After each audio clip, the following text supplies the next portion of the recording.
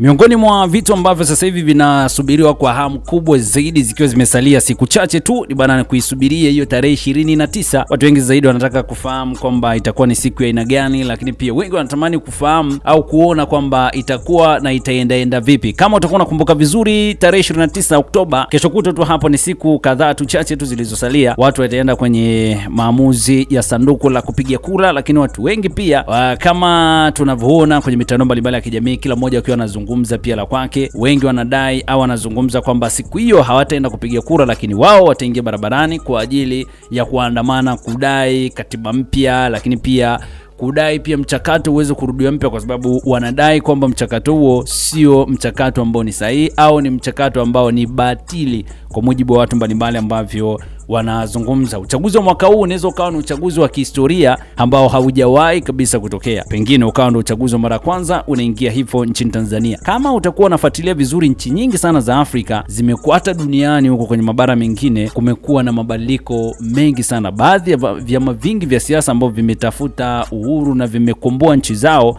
kwa mwaka huu tumeona uchaguzi wa mwaka huu ni mambo yamekuwa tofauti sana. Tunaona 2027 pale nchini Kenya kutakuwepo pia na uchaguzi ambao pia na unasemekana, na ukiangalia wimbi tu jinsi lilivyo, utakuwa ni uchaguzi wa tofauti sana. Yaani kila mmoja akiwa anatamani kuona mabadiliko yanatokea. Ishu kama hizi kwa nchi ambazo zimeendelea kidemokrasia kama Marekani ni jambo la kawaida sana kuona chama kimoja, hata kama kilikuwa ni chama ambacho labda kilipatia ukombozi nchi, kuona kwamba hata kama ni chama ambacho kimeongoza kwa muda mrefu na kina wafuasi wengi, kuona kinaanguka na kinakuja chama kingine, tunaona pia ni vitu vya kawaida. Tumeshuhudia pia kama watu wakina Obama wameingia pia wakiwa wanatokea mrengo wa kushoto. So unaweza kuona pia hishu kama hizi pia zimetokea au zinaendelea vipi. Lakini katika nchi za kwa mfano kama Tanzania, tarehe 29 kama watu wanavyosema, kama watu wakiandamana kama nchi nyingine kama Nepal, Morocco na nchi nyingine ambazo tumeona kuna mambo mengi sana ambayo kisiasa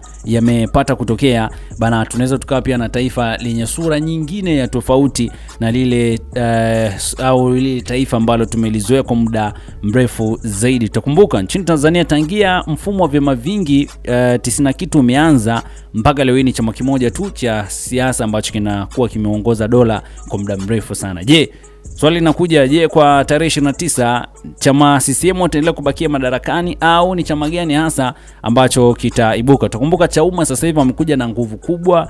Kuna chama pia kama cha ACT Wazalendo, japo hakina rais mpaka sasa hivi na hatujajua pia mchakato wake unaenda vipi, lakini tumeona kuna chama kama Chauma ambacho kimekuwa na power nyingi sana, ambao kila mmoja anajiuliza, je, itakuwa vipi na ishu nyingine kama hizo. Je, itakuwaje tarehe 29? Ndio kitu ambacho tunasubiria kuona kwa hamu sana, huku watu wengi sana wakiwa nyuma, wakiwa wanazungumza mambo mbalimbali. Kwa upande wako, mtazamo wako, unaonaje tarehe 29? Na chemoni yako, lakini kubwa zaidi usisahau na kusubscribe channel yetu ya BM TV. Hapa Dar es Salaam leo kesi ya Lissu iliendelea, na kama kawaida endelea pia kuhoji na taarifa yetu tutakusogezea pia kwa undani zaidi.